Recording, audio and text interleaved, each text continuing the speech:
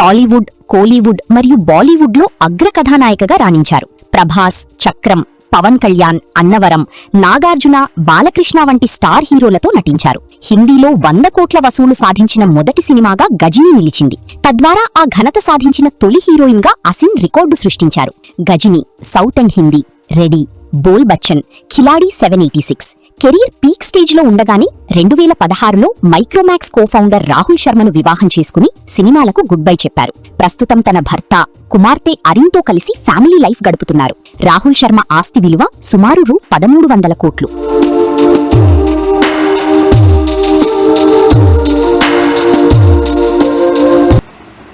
బాలీవుడ్, టాలీవుడ్ నటిగా మంచి గుర్తింపు పొందిన ఆసిన్ తొట్టుంగల్ సినీ ఫీల్డ్కు దూరమై కూడా దాదాపు 10 సంవత్సరాలు కావస్తున్నప్పటికీ ఆమె నటించిన చిత్రాలు కూడా బంపర్ హిట్ కావడంతో ప్రేక్షకులు ఇప్పటికీ మర్చిపోలేని పరిస్థితి ఉంది. ప్రత్యేకించి మంచి కెరీర్, సినీ కెరీర్ పీక్ స్టేజ్లో ఉన్న నేపథ్యంలోనే ఆసిన్ మరోవైపు ఈ మైక్రోమాక్స్ సీఈఓను ప్రేమించి పెళ్లి చేసుకోవడం జరిగింది. అప్పటి నుంచి పూర్తిగా సినిమాలకైతే దూరమైంది. అయితే ఆమె నటించిన చిత్రాలు ముఖ్యంగా గజనీ సినిమా, ఇటు తెలుగు ఫిలింలో కావచ్చు, ప్రత్యేకించి తమిళ్ కాకుండా ముఖ్యంగా హిందీలో కూడా బంపర్ హిట్ సాధించే కాకుండా 100 కోట్ల క్లబ్లో చేరడం కూడా జరిగింది. ఆసిన్ మంచి కెరీర్లో అటు ప్రభాస్ కావచ్చు, నందమూరి బాలకృష్ణ, అక్కినేని నాగార్జునతో పాటు పవన్ కళ్యాణ్ వంటి అగ్రశ్రేణి కథానాయకులతో అయితే నటించి మెప్పించడం జరిగింది. ఈ క్రమంలోనే ఆమె అత్యధిక పారితోషికం తీసుకుంటున్న నటిగా కూడా ముఖ్యంగా యూత్లో కూడా ఎంతో క్రేజీ సంపాదించుకున్న నేపథ్యంలోనే 2016లో ఆమె కెరీర్కు అయితే దూరం కావడం జరిగింది. ముఖ్యంగా మైక్రోమాక్స్ కో-సీఈఓ అయిన రాహుల్ శర్మని అయితే ఆమె ప్రేమించి వివాహం చేసుకున్నప్పటి నుంచి పూర్తిగా అటు మైక్రోమాక్స్ కంపెనీ కానీ అటు కుటుంబానికి సమయం కేటాయిస్తూ ఉన్నారు.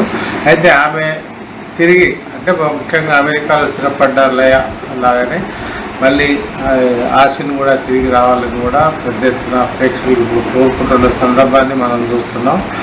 ఆమె ప్రత్యేకించి ఇటు కోలీవుడ్లో కావచ్చు, టాలీవుడ్లో కావచ్చు, మరోవైపు బాలీవుడ్లో కూడా నటించిన చిత్రాలన్నీ కూడా సూపర్ హిట్ అయ్యాయని చెప్పవచ్చు.